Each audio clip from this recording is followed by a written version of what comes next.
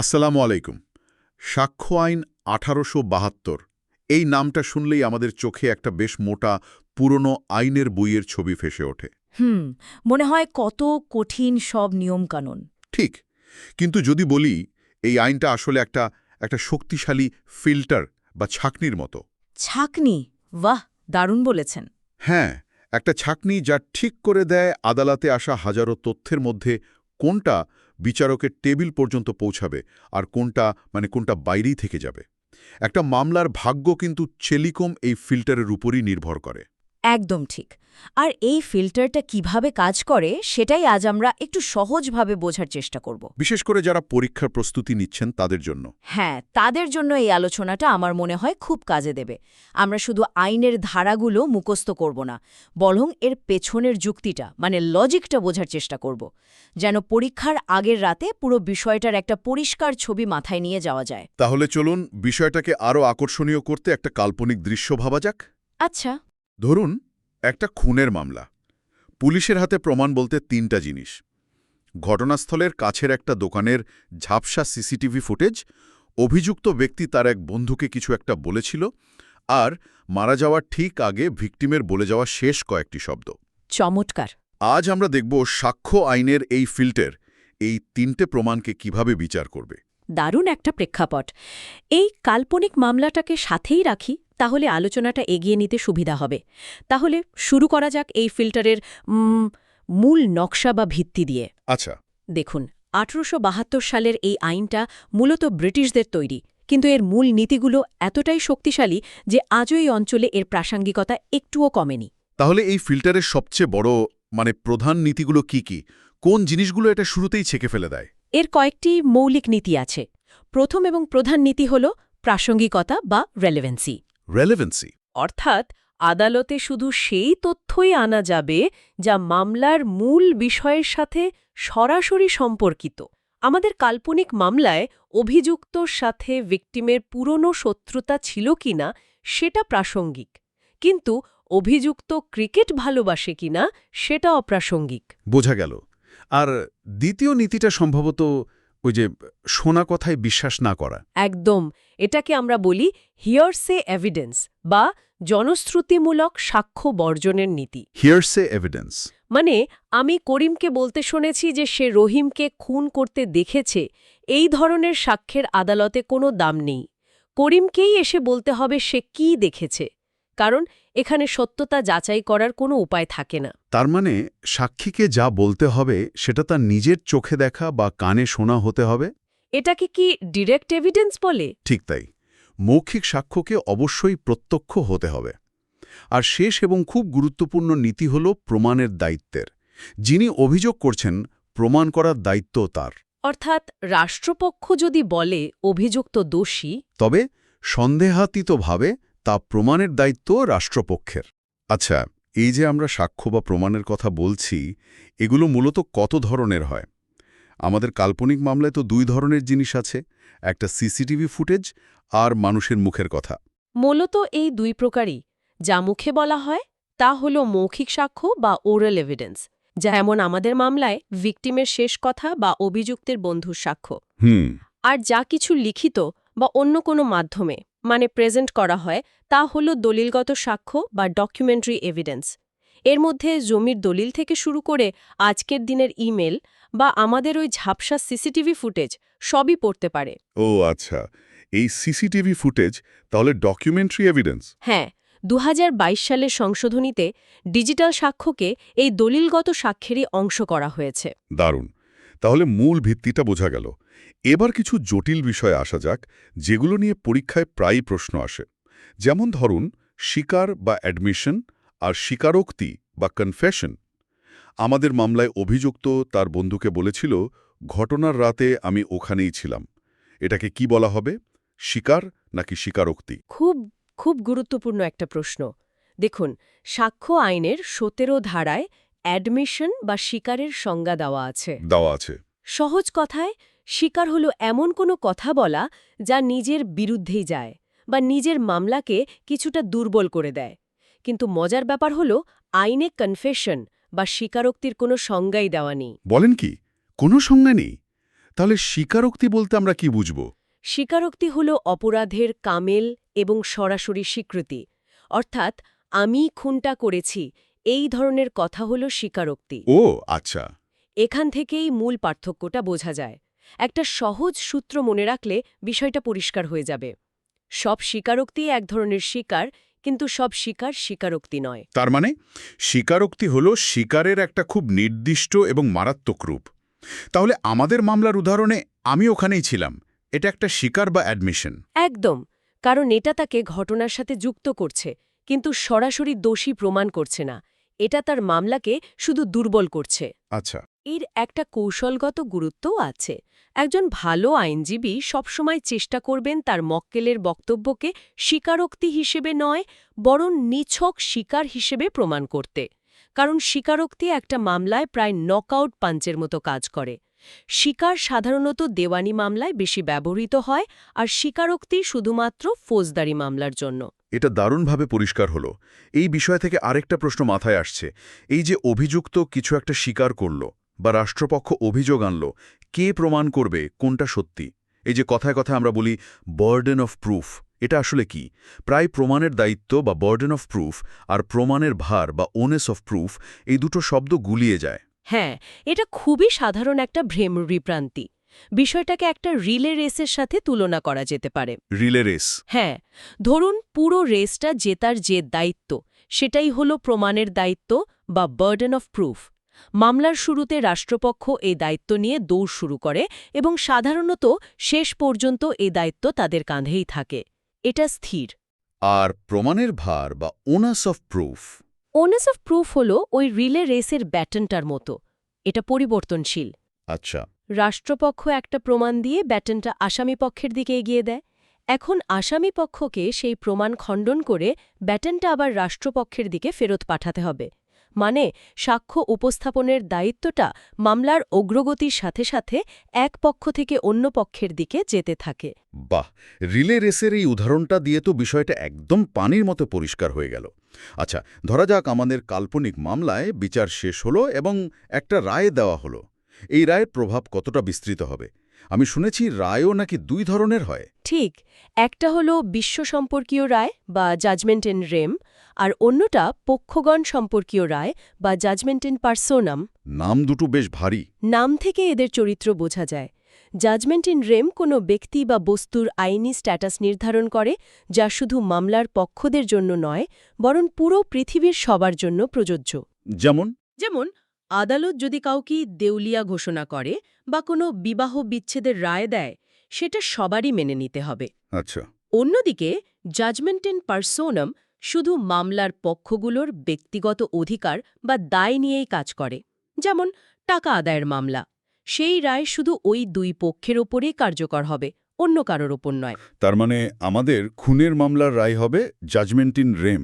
একদম, কারণ অভিযুক্ত দোষী সাব্যস্ত হলে সে রাষ্ট্রের চোখে একজন অপরাধী হিসেবে গণ্য হবে।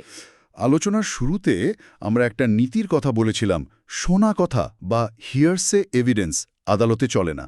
কিন্তু আমাদের কাল্পনিক মামলার একটা বড় প্রমাণ হল ভিকটিমের শেষ কথা, যা অন্য কেউ শুনেছে। এটাও তো এক ধরনের শোনা কথা। তাহলে এটা কি ফিল্টারে আটকে যাবে?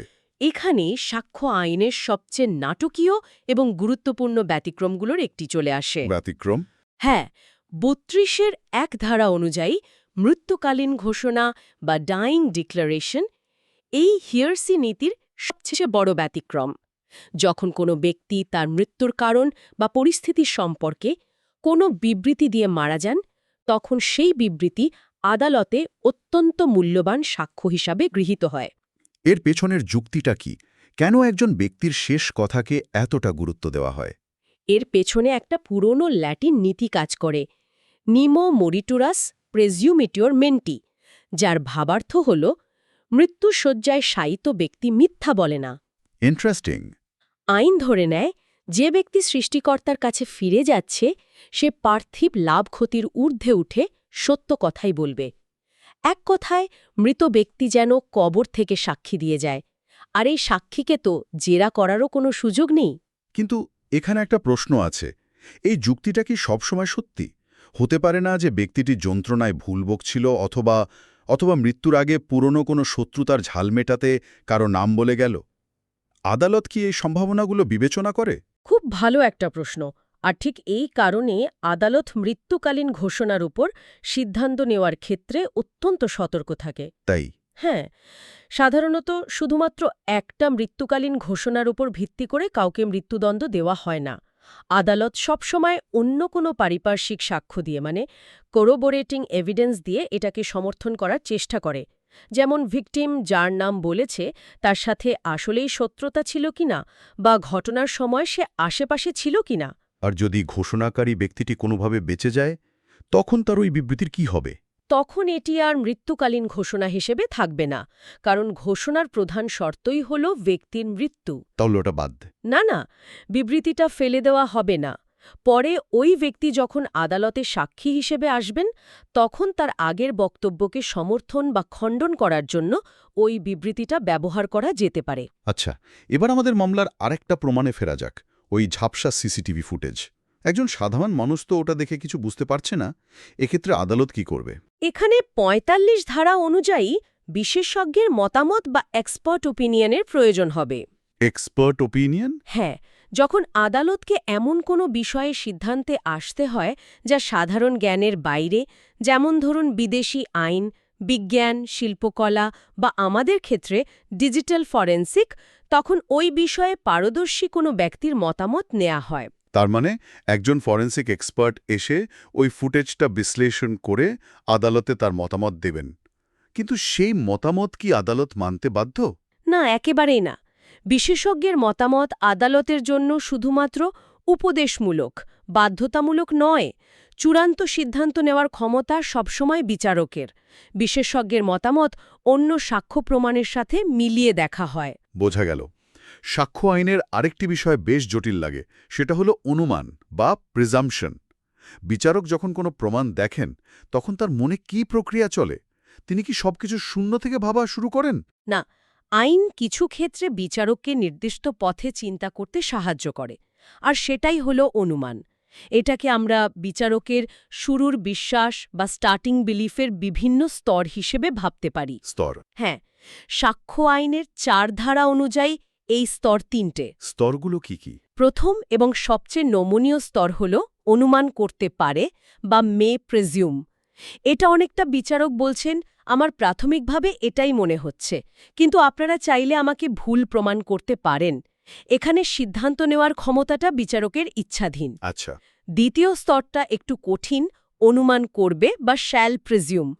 এখানে বিচারক বলছেন, আইন অনুযায়ী এটাই আমার আনুষ্ঠানিক অবস্থান, যদি না আপনারা খুব শক্তিশালী প্রমাণ দিয়ে এটাকে ভুল প্রমাণ করতে পারেন।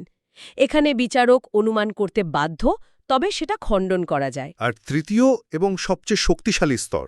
সেটা হলো চূড়ান্ত প্রমাণ বা কনক্লুসিভ প্রুফ। এটা হলো বিচারকের শেষ কথা। তিনি বলছেন, এই বিষয়ে মামলা এখানে শেষ। এই ব্যাপারে আর কোনো যুক্তি বা প্রমাণ আমি শুনব না। একটা উদাহরণ দেওয়া যায়? অবশ্যই। যেমন ১১২ ধারা অনুযায়ী বৈধ বিবাহের সম্পর্ক থাকা অবস্থায় কোনো শিশুর জন্ম হলে সেই শিশু যে ওই দম্পতির বৈধ সন্তান, এটা একটা চূড়ান্ত প্রমাণ। এটা খণ্ডন করার কোনো সুযোগ আইন দেয় না। তাহলে প্রযুক্তি আমাদের বিচার ব্যবস্থাকে প্রতিনিয়ত নতুন চ্যালেঞ্জের মুখে ফেলছে। আমাদের সিসিটিভি ফুটেজের মতো ডিজিটাল প্রমাণের গ্রহণযোগ্যতার শর্তগুলো কি? শুধু ফুটেজটা আদালতে নিয়ে গেলেই হবে? না, এখানে ২০২২ সালের সংশোধনীটি খুব গুরুত্বপূর্ণ ভূমিকা রেখেছে। এখন সিসিটিভি ফুটেজ, মোবাইল ফোনের রেকর্ড, ইমেল সবই দলিলগত সাক্ষ্য।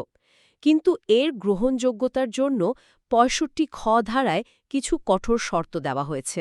কী রকম শর্ত? যেমন, যে কম্পিউটার বা ডিভাইস থেকে এই রেকর্ড তৈরি হয়েছে তা নিয়মিতভাবে এবং সঠিকভাবে ব্যবহৃত হতে হবে। আর সবচেয়ে জরুরি হল, এর সপক্ষে একটি সার্টিফিকেট দাখিল করতে হবে, যেখানে কোনো দায়িত্বপ্রাপ্ত কর্মচারী নিশ্চিত করবেন যে এই শর্তগুলো পূরণ হয়েছে। সার্টিফিকেট ছাড়া হবে না? সার্টিফিকেট ছাড়া এই ডিজিটাল প্রমাণ আদালতে গ্রহণযোগ্যই হবে না। দারুণ। তার মানে ট্রুনোক্তিকে গ্রহণ করার পাশাপাশি এর অপব্যবহার রোধ করার জন্য আইন যথেষ্ট সচেতন। আচ্ছা, সাক্ষী নিয়ে শেষ একটা প্রশ্ন। আমাদের কাল্পনিক মামলায় অভিযুক্তের যে বন্ধুকে রাষ্ট্রপক্ষ সাক্ষী হিসেবে ডেকেছে, সে যদি আদালতে এসে হঠাৎ উল্টো কথা বলা শুরু করে, যদি বলে না আমার বন্ধু আমাকে এমন কিছুই বলেনি, তখন কি হবে? এটা প্রায়ই ঘটে এবং খুবই মজার একটা পরিস্থিতি তৈরি করে। যখন কোনো সাক্ষী তাকে যে পক্ষ আদালতে ডেকেছে সেই পক্ষের বিরুদ্ধেই কথা বলা শুরু করে বা সত্য লুকাচ্ছে বলে মনে হয়, তখন আদালত তাকে বিরোধী সাক্ষী বা হস্টাইল উইটনেস হিসেবে ঘোষণা করতে পারে। তাতে কি লাভ হয়? নিজের সাক্ষীই তো বিপক্ষে চলে গেল। লাভটা হল, সাক্ষ্য আইনের ১৫৪ ধারা অনুযায়ী আদালত অনুমতি দিলে যে পক্ষ সাক্ষীকে ডেকেছিল সেই পক্ষই তাকে জেরা বা ক্রস এক্সামিনেশন করতে পারে। বলেন কি, নিজের সাক্ষীকে জেরা? হ্যাঁ, সাধারণত নিজের সাক্ষীকে জেরা করা যায় না, শুধু বিপক্ষে সাক্ষীকে করা যায়। কিন্তু সাক্ষী যখন বিরি বা হোস্টাইল হয়ে যায়, তখন নিজের আইনজীবী তাকে এমন সব প্রশ্ন করতে পারে যা দিয়ে তার কথার অসঙ্গতি বা মিথ্যাচার বের করে আনা যায়। তাহলে আজকের এই আলোচনায় আমরা সাক্ষ্য আইনের পুরো ফিল্টার সিস্টেমটাকেই একরকম ব্যবচ্ছেদ করলাম।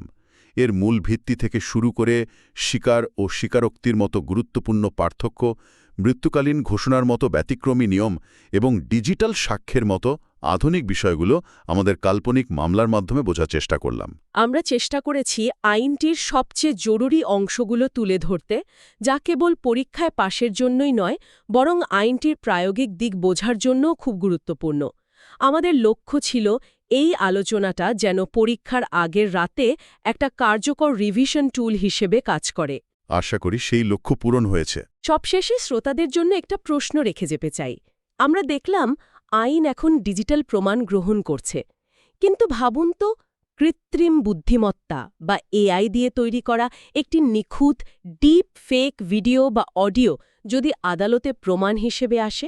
যা দেখে বা শুনে আসল নকল বোঝার কোনো উপায় নেই। একদম। তখন একজন বিচারক কিভাবে তার সত্যতা যাচাই করবেন? আমাদের বর্তমান সাক্ষ্য আইন কি এই ধরনের প্রযুক্তিগত চ্যালেঞ্জ মোকাবেলার জন্য প্রস্তুত? এই গভীর প্রশ্নটি নিয়ে ভাবার অবকাশ রইল। আজকের মতো এখানেই শেষ করছি। আসসালামু আলাইকুম।